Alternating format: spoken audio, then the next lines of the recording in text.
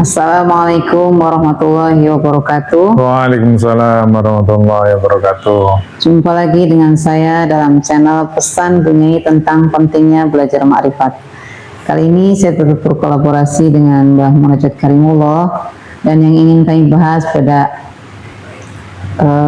pertemuan kali ini adalah konsep Al-Quran sebagai kitab diri.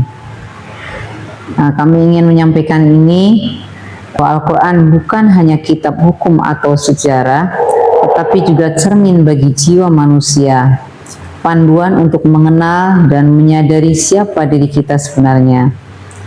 Seperti setiap kisah atau perintah dan peringatan dalam Al-Quran sebenarnya menggambarkan berbagai tingkat kesadaran dan kondisi batin manusia.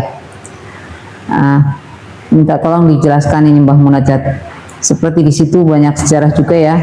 Ada kisah Fir'aun, Nabi Musa, kisah iblis, Nabi Adam, dan juga yang lainnya. Boleh dijelaskan Mbah Munajat? Ya, terima kasih Bu Nyai. Ini sungguhnya bahasan yang sangat-sangat fundamental bagi setiap umat ketika memahami Al-Quran yang fungsinya sebagai huda linnas, sebagai petunjuk bagi manusia. Memang harus secara total kita menggali, bahkan termasuk dari asal-usulnya, sehingga kita bisa memposisikan Al-Quran itu sebagai petunjuk bagi kita, bahwa Rasulullah mendapatkan pewahyuan itu kan melalui serangkaian riyadhah dalam bentuk kholwat, mengasingkan diri dari kehidupan masyarakat yang saat itu dalam kondisi yang terpuruk dari peradaban manusia pada saat itu. Dan bahkan hampir seluruh kisah-kisah Rasul, bahkan tokoh-tokoh agama tidak hanya Islam juga selalu diawali dari kondisi seperti itu. Jadi kondisi peradaban yang terpuruk, kemudian ada seseorang yang tergugah jiwanya, kemudian dia meninggalkan masyarakat tersebut, mengasingkan diri, dan endingnya tercerahkan dalam bentuk mendapatkan pewahyuan.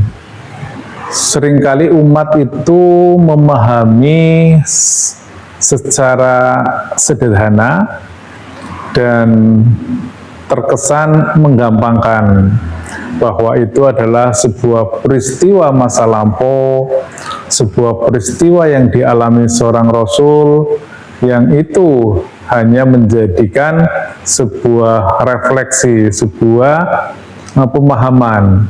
Padahal semestinya adalah itu sebuah laku, sebuah treatment bagi setiap manusia untuk bisa menjalankan kitab tersebut. Sebagaimana yang tadi Bu Nyai sampaikan, misalnya kisah tentang Fir'aun. Jadi seolah-olah kita masuk ke dalam alam 4000 tahun yang lalu, ada seorang raja yang sangat bengis dengan kekuasaannya yang luar biasa sampai menyatakan dirinya adalah Tuhan. Padahal kalau dalam perspektif tasawuf itu tidaklah penting itu peristiwa itu, apakah itu benar-benar peristiwa terjadi, apakah itu hanya sebuah kias, itu tidaklah penting. Tetapi yang paling utama adalah, adakah sifat-sifat Fir'aun itu dalam diri kita? Ketika kita menuhankan selain Allah Subhanahu wa Ta'ala, sebagaimana yang kita saksikan hari ini, misalnya sesungguhnya manusia zaman sekarang ya tidak bedanya dengan Qarun yang sangat mencintai harta, yang menuhankan harta, yang menuhankan uang itu. Dan hampir ini semua orang itu terhinggapi penyakit ini. Demikian juga sebagaimana Fir'aun terhinggapi oleh kekuasaan, apakah itu ada dalam diri kita? Sesungguhnya di situ letaknya ilmu tasawuf itu. Jadi bukan sebagai sesuatu peristiwa yang nyata, kemudian kita tidak mengikutinya, ya pasti orang yang menjadi raja di Indonesia kan hanya satu gitu. Jadi seringkali umat itu menggampangkan, wah saya tidak mungkin menjadi seorang Fir'aun, saya bukan seorang raja, saya bukan seorang minimal seorang gubernur, itu wah saya jauh. Padahal setiap manusia bisa menjadi Fir'aun, bisa menjadi Korun. Dia yang menuhankan kekuasaan, menuhankan popularitas, memenuhankan harta, uang, dan sebagainya. Mungkin itu perspektifnya Bunyai sebagai bahasan pertama itu. Iya, ini betul sekali nih Bang Munajat. Rata-rata emang orang tidak sadar ya, karena selama ini kan Quran hanya dibaca saja gitu, seperti kisah-kisah tadi disampaikan, dimaknai secara letterlek ya, bahwa itu adalah kisah saja. Dan sesungguhnya kalau kita mawas diri atau introspeksi diri terhadap Quran diri yang dibaca sama kita, adalah bahwa ternyata, oh ya, ternyata selama ini yang saya tuhankan adalah apa yang saya suka gitu ya. Ternyata Tuhanku kemana ini? Tuhanku yang kucari selama ini, misalnya uang yang kucari, jabatan yang kucari gitu ya, yang aku mencintainya lebih.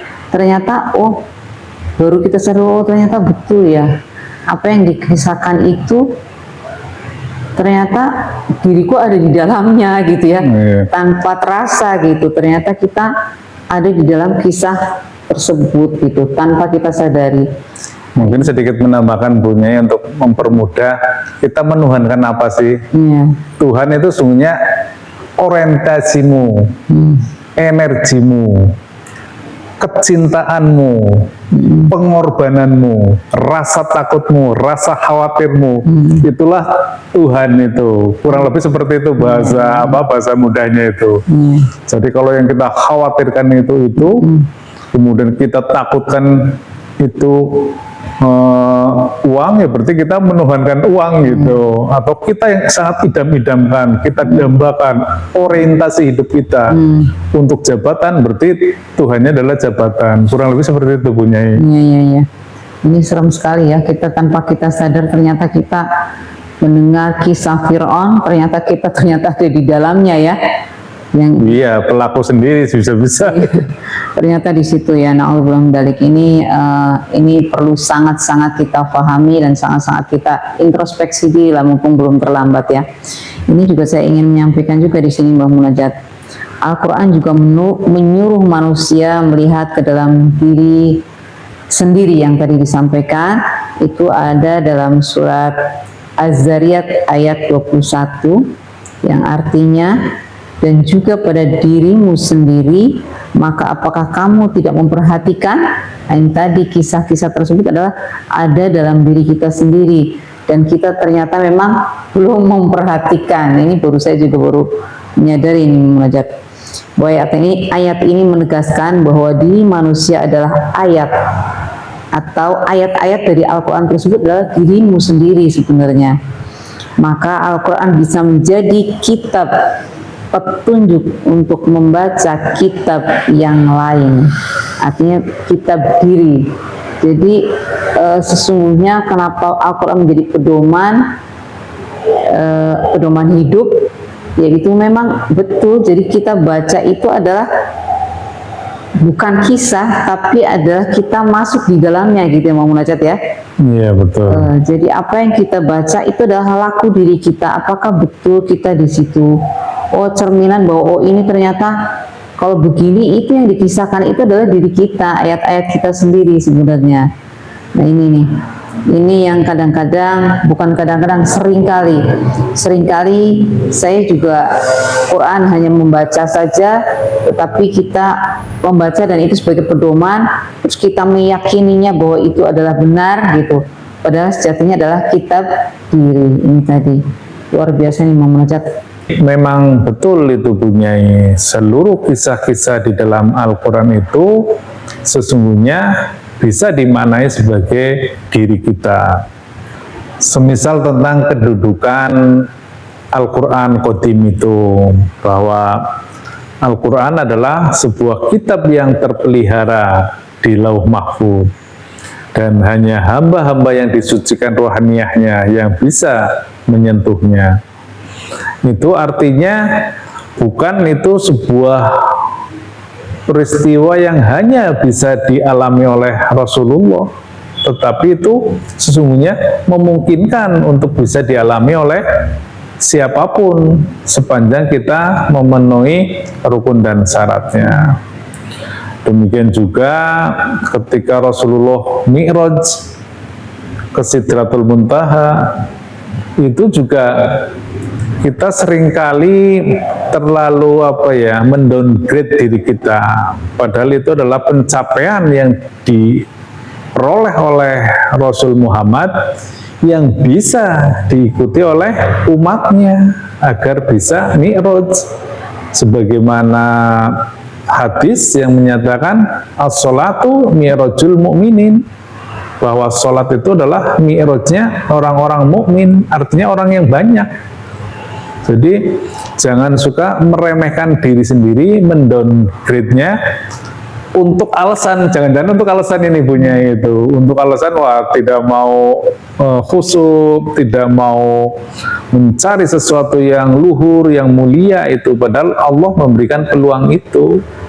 Jadi singkatnya seperti itulah Bunyai. Jadi Al-Quran itu jangan hanya dianggap sebagai kisah, sebagai sesuatu yang dianggap luhur, tetapi tidak pernah menjadi pedoman yang benar-benar operasional, yang benar-benar bisa dialami oleh kita itu.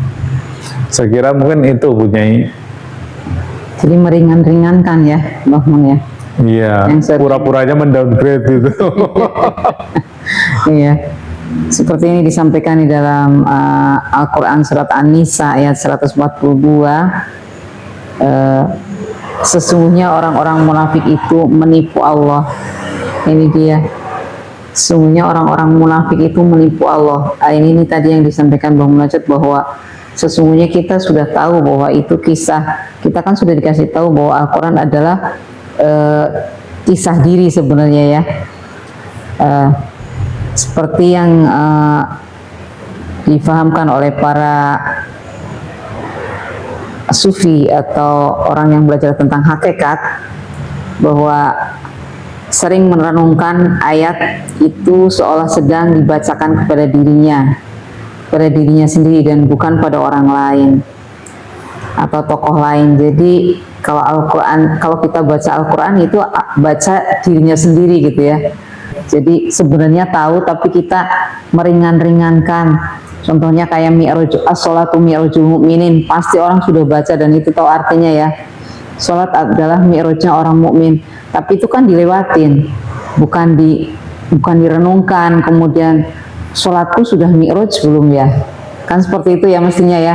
Saya sendiri gitu, saya sendiri. Berarti kan selama ini meringan-ringankan bahwa sebetulnya sudah dikasih tahu bahwa Al-Quran adalah petunjuk atau pedoman buat hidupmu sendiri gitu ya. Tapi kita hanya membaca saja, kita tidak merenungkannya. Saya kira ini yang bisa kami sampaikan, dan mudah-mudahan kita bisa juga bagaimana kita mengamalkan Al-Quran sebagai jati diri kita, sehingga hidup kita betul-betul hidup yang terbimbing, yang terpimpin, dan kemudian bisa kembali kepada Allah Subhanahu wa taala dengan wa inna ilaihi raji'un. Saya kira itu ya Mbak Munajat yang bisa kami sampaikan pada pertemuan kali ini. Mohon maaf bila banyak hal yang kurang berkenan. Akhir kata, Ilahi anta maksudi wa ridhoka matlubi. Wassalamualaikum warahmatullahi wabarakatuh.